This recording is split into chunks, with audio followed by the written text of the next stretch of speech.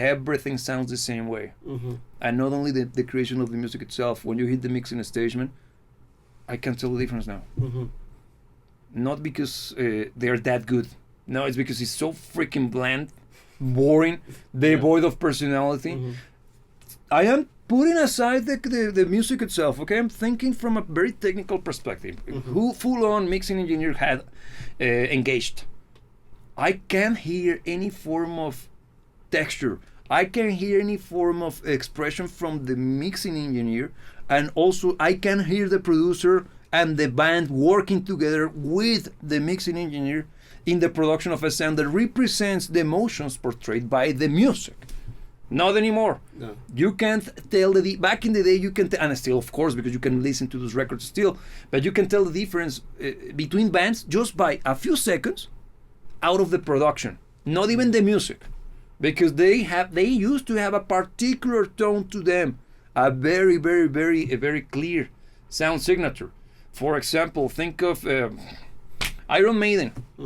Any records from the 80s or even today, because even Iron Maiden has a distinction between eras, man. Sound wise, you can tell if the record is from the 80s or the 2000s clearly. Even the 90s. Yeah, but the 90s we don't talk about those. And then and compare Iron Maiden versus Janis Joplin. Not Janis Joplin, bad example. I was thinking of another chick from the 80s. Cyndi Lauper. Okay. Everything is different. 100%. Everything is night and day. Yeah. Because kick drum. Or Madonna, early Madonna, when she still gave a damn. That song has plenty of this. There's flair. There is flair, there is flavor, there is some form of extra spice to it. It's not just what ended up becoming later on. Yeah. Boring, formulaic, lacking of personality, I think is out of the whole thing with toxicity, man. Because I don't want to be perceived as somebody who is mean by a particular set of people. Therefore, I will remove everything that might in a potential event piece of that particular tiny minority. Yeah. By doing so, I am excluding all of the people that were interested on what I was doing based on that particular feature. Yeah. Yeah, I think this current set of circumstances that we're seeing now is very much a result of trying to homogenize thought. It's trying to minimize the whole notion of thinking outside of the box, which is also at the core of rock music, for instance, has always been the whole notion of not necessarily caring about how something is going to be perceived. It's doing your thing. Yeah, do your thing. Yeah. And nowadays, you're not necessarily treated as someone that thinks outside of the box. You're treated as a pariah. A pariah. You're wrong. Yeah, exactly. You're a wrong thinker. And I think that particular shift in the way that someone that thinks differently is perceived is also at the very core of how music has become a lot worse than it used to be. 100%. Because I think that is what allows for music to actually have a personality. You have a different view of the world, you have a different way to perceive things, and you imprint that into your music, and that's something that holds your personality in it. Totally. It's something that can speak to a particular group of people. It's not going to be liked by everybody, no, but it does carry a soul. It has a personality. Yeah. Because even haters will have a reason to hate on you. Exactly. You don't even think new modern acts being hated correctly. No. There's nothing to hate because there's nothing to be liked. Think about that. Yeah, Good point. Exactly. Sorry, I interrupted. No. But I think this, and all in the name of diversity, which is even funnier. The whole idea, because I truly think that a good chunk of this issue we can try to dissect where it came from, but it does come from people Frankfurt School stuff. People thinking that they have to think in a particular way.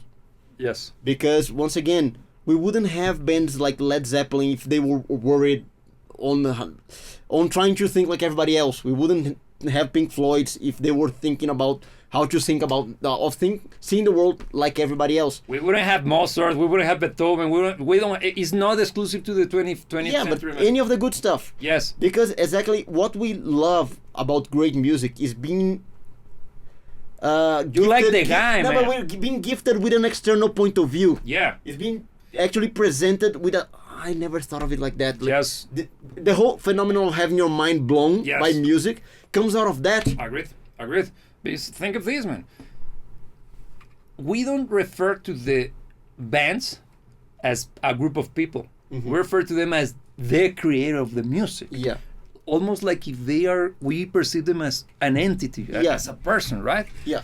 Why does that happen? It's because it becomes, we humanize the band itself, the concept of the band, due to the reaction we got out of the music, man. Because Yeah. the music actually represents something. And it represents, is the embodiment of the personalities, the united personalities of a bunch of people creating the music.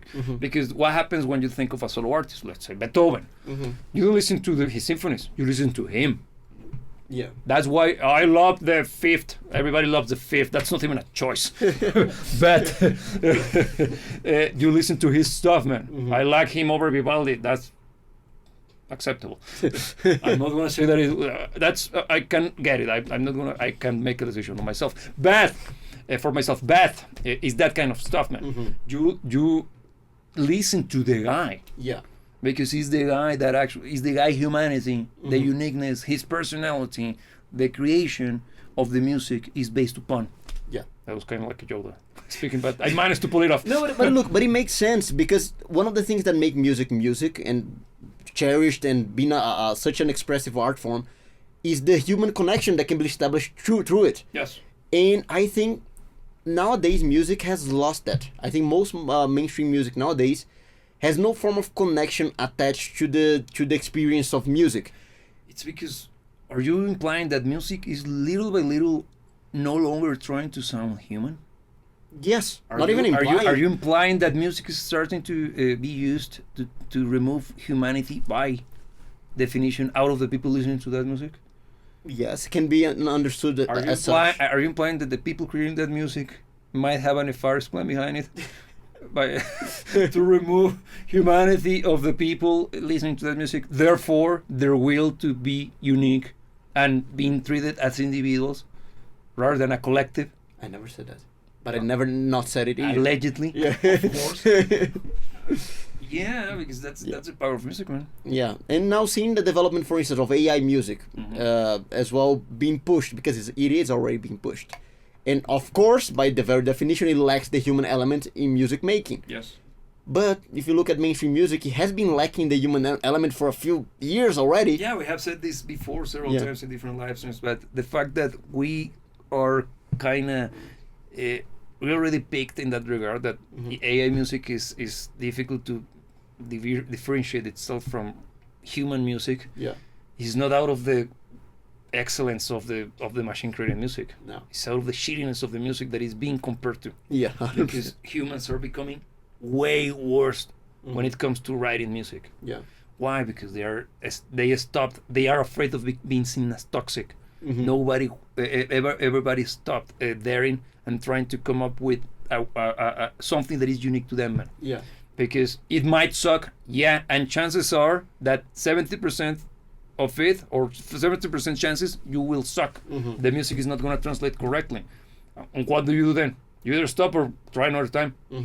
And eventually, if you put the effort and you actually have the talent, you will be able to write music that actually lands correctly